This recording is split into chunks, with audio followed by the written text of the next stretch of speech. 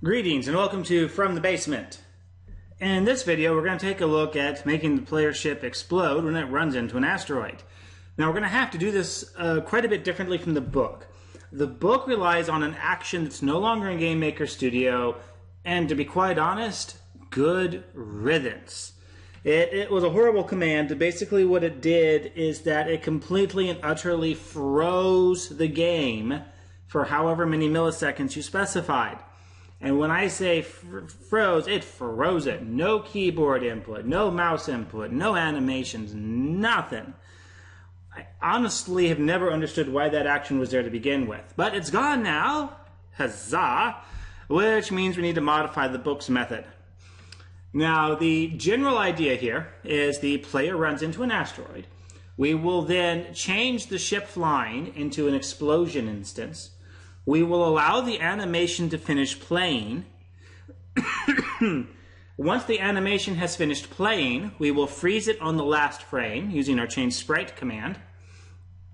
Set a timer, and then after that timer has been allowed to elapse, we will then reset the game. Normally that's where we would also show the high score table, which we don't have anymore. So let's go ahead and get that explosion instance set up. Now, in the graphics video, I did a truly horrible explosion. I think it took me less than 60 seconds to create that. And it's been bugging me since I did that. So I went and I remade the animation strip for that. Now, this is an animation strip, so make sure we go into File, Create from Strip. And there we go. And the number of images is now 9. Images per row is 9. There's my blank frame. Okay. Alright, fine. It's still not going to win me Artist of the Year, but it's a whole heck of a lot better than those blobs that I had earlier. And we'll call this SPR Boom. I always feel like, when I were to do this project, I always feel like quoting Martian the Marvin. Where's the kaboom? There was supposed to be an earth-shattering kaboom. Well, it might not be earth-shattering, but it's certainly going to rock the player's spaceship. So let's go ahead and get that object created. I'm going to call this Boom. I'm going to set the sprite. Now, as soon as we switch over to this, well, actually, nothing's going to happen. Because remember, shared properties stay the same when you do a change instance.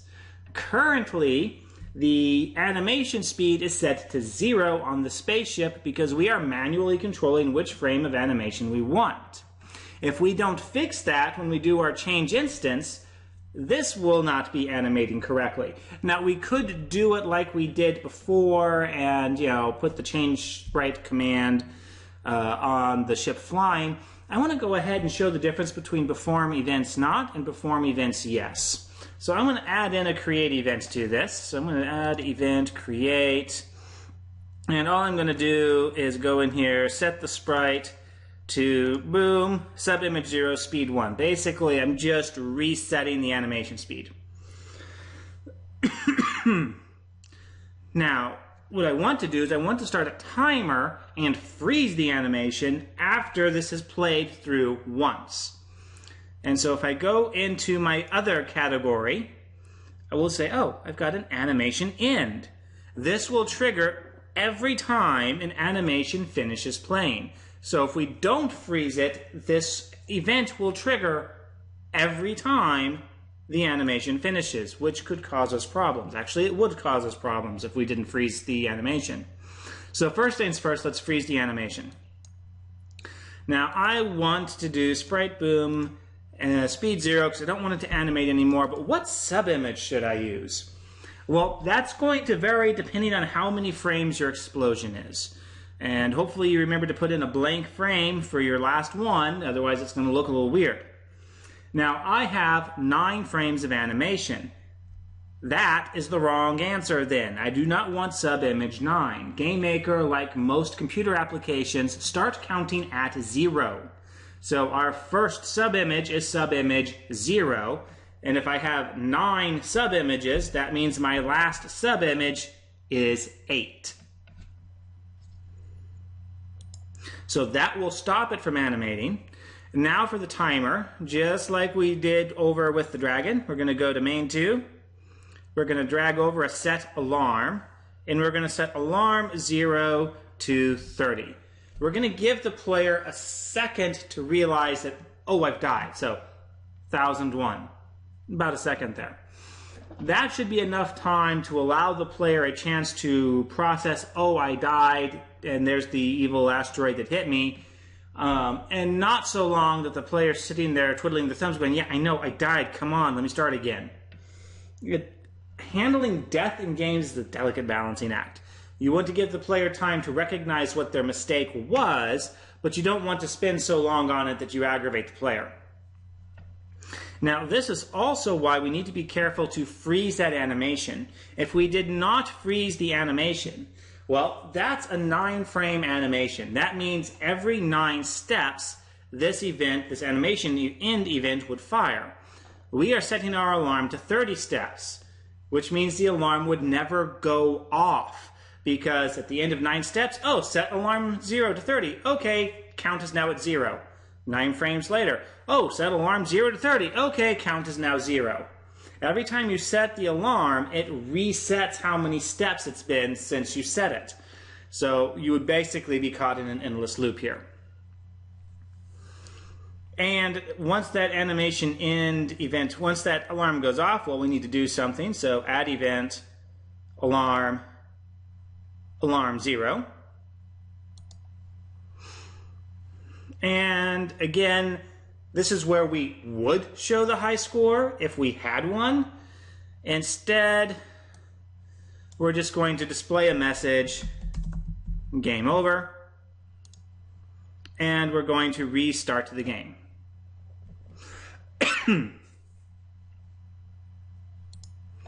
Now that we have our boom object set up, we can set up our collision over here on ship flying. So I'm going to do add event, collision with an asteroid. Now when I collide with an asteroid, I want it to stop moving immediately. So I'm going to go ahead and do my move free here. So I'm going to drag over my move free, direction, so I don't really want to change my direction, and speed 0. In other words, just stop. I also then need to change my ship flying into my explosion object, or boom, and perform events. That's really misleading. That really should read perform create event, singular. The create event is the only event that is going to be fired if you tell this yes. So it's not really saying perform multiple events. It's asking you, do I want to do the create event on the object that I am changing into? In this case, yes we do. So we need to have perform events yes. And with that, we should be able to test. Now, I apologize on previous videos. I had forgotten that I had disabled system sound from recording, so none of my sound effects were coming across in the recordings. I've re-enabled that now, so we should hear our glorious temporary sound effects. And boom! Game over. Now, notice we did get a little jump there. The explosion shifted. That's because, well, we didn't set the explosion's origin. So I'm going to come in here, and I am going to say center it. It's important to note in the case of animations, centering the origin is based on per frame. Remember, it's kind of breaking these down into sub-images. So when you set your origin, you're setting the origin relative for all sub-images, not to the entire animation strip. So all of the animation frames will have this origin now. That will be of great importance on the next chapter. Okay, so we've got explosions working. So let's talk about scoring for a moment. Now the first problem we have with scoring is that we can't actually see our score right now. The method that we used with the Dragon project isn't going to work, or at least it's not going to work as smoothly here as it did there. Big reason for this is we have no one single object that is consistent throughout the room. We've got the asteroids, but we've got multiple copies of the asteroids. We have multiple copies of the room. Yes, there's only one speck moon, or one ship landed, or one ship flying at a time, but they get destroyed and created constantly. They're not consistent. So you'd have to have the scoring actions on like all of them. You'd have to have like the scoring actions on ship landed, ship flying, and explosion to actually maintain the score. Much too complicated. Instead, we're going to use what we call a controller object. Or sometimes I like to call them nanny objects because they just, constantly monitor everybody else's business. And a controller object is basically that. They don't really do much on their own. The player, at least the player, does not interact directly with controller objects, but rather they monitor the room in the game state and take actions and display information as appropriate. So we'll use our controller object to advance to the next room once the player lands on all moons. But for now, let's get a controller object created that we can use for showing our score. Now, this is really not necessary to the existence of a controller object, but I like creating a sprite for showing where the controller object is. Just a simple 32 by 32 sprite. I'm going to go into the text drawing, and I've already ran through this before, so 28-point font works out pretty good. Nice bright color so I can see it on the dark background. And I'll just put in the letter C, and drag that, so it's kind of in the center there. Don't need to be too careful about this. It's never going to show to the player. Hit the green check mark, check mark, check mark. I like doing that because it's just easier to keep track of A, where is it, and B, did I remember to add it in? Because without a sprite, everything gets that tiny little, I swear, it's like an 8 pixel by 8 pixel circle with a question mark in it. Really hard to see, especially in a busy scene, and it can be difficult just to simply notice whether or not it's there, especially if you've got multiple of these types of controller objects. It's not uncommon in more complicated projects to have more than one object like this. So that's why I like doing the sprite, purely optional. All right, so I'm going to create an object. I'm going to assign it that sprite. I'm going to call this controller. Add event, draw, and now we need to talk about these draw methods. Because I don't want that C to show to the player. The player should not see that C. Puns not intended. So how do we get this done? Well, depends on the method we use for draw. Now I'm only going to talk about draw and draw GUI. The remainder of these functions are used for more complicated scenarios, such as if you're using overlays or fooling with shaders, or things like that, which we will not be doing in this class at all, so pretend none of those exist. We're only worried about the draw and draw GUI. Draw GUI we've already used, and GUI, if you're not familiar with that acronym, it stands for Graphical User Interface. What draw GUI does is it just simply draws whatever is in the draw GUI event on top of everything else. The GUI call is always the last draw call, so it is always on top, regardless of what object it is on, which makes it very useful. And it also makes it very useful because it doesn't interfere with drawing that object sprite. The draw event, however, and that is the one that we want, that's a complete, total override of the normal draw method. It will not draw my sprite now unless I tell it to, which is why with the dragon we used draw GUI and not draw. In this case, I don't want that C, so I want the draw event instead of draw GUI. First thing I'm going to do is I'm going to change my color. I'm going to leave it at this default white here. Then I'm going to go into the score tab, grab the draw score action. And for my X, I want it roughly centered on the screen, So let's see, this is a 640 screen, so it'd be 320. Move it over a little bit for the score. Let's say 280. Close enough. I'll leave the caption alone, hit OK. And now I should be able to test this out. Hit the play button.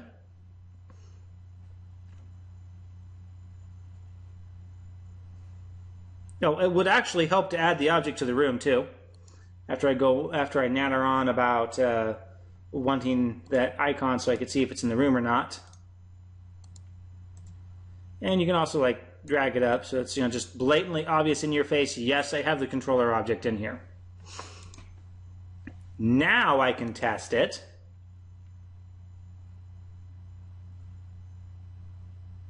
And there it is. There's my score. And if I ever so carefully launch... Yep. Hold on. And I just realized, I'm pretty sure I forgot. Yep, I forgot to put our explosion sound in. So we'll fix that in a moment. But as we can see, our scoring, assuming that I can actually play the game, is working. I'm getting points for landing on moons. Still not moving on to the next level. And we've got another issue here in that there's no reward to the player for taking risks. So I can just sit here, wait until I have a perfect shot, no risk, and there's just absolutely no chance of me dying here. I can just wait until I have the perfect lineup on these two objects here.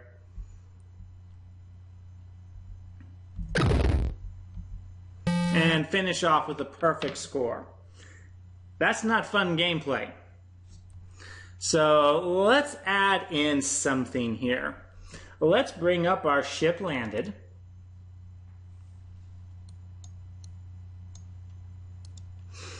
And let's do two things. First, let's add in a create event. Remember, when we were transitioning back and forth between ship flying and ship landed, we always said perform events not. So this create event is only going to be ran the very first time that a ship landed is created, which is going to be at the start of the game. And I'm going to go ahead and give myself 1,000 points right off the bat, or give the player 1,000 points right off the bat. So set score 1,000. Do not check relative. We're setting the score. Now, we've already got this nice instep here that we can piggyback off. We're going to set score in this instep event to -1 relative.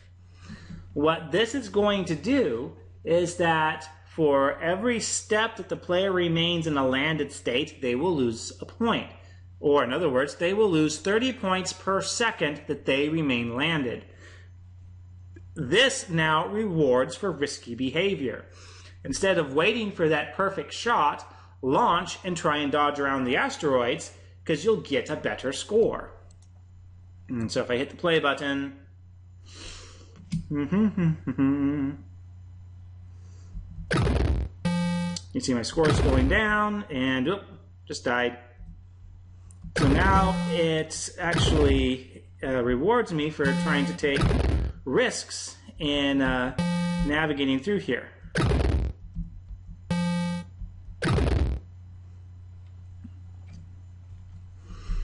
And before we leave this video, let's go ahead and fix that explosion issue. So, object boom on our create event, which we are running, we will go ahead and do a play sound explosion. Loop false. I'll close out all my windows, hit the play button. And let's test to make sure that's going to work out okay. There we go. Nope. Killed by an invisible asteroid.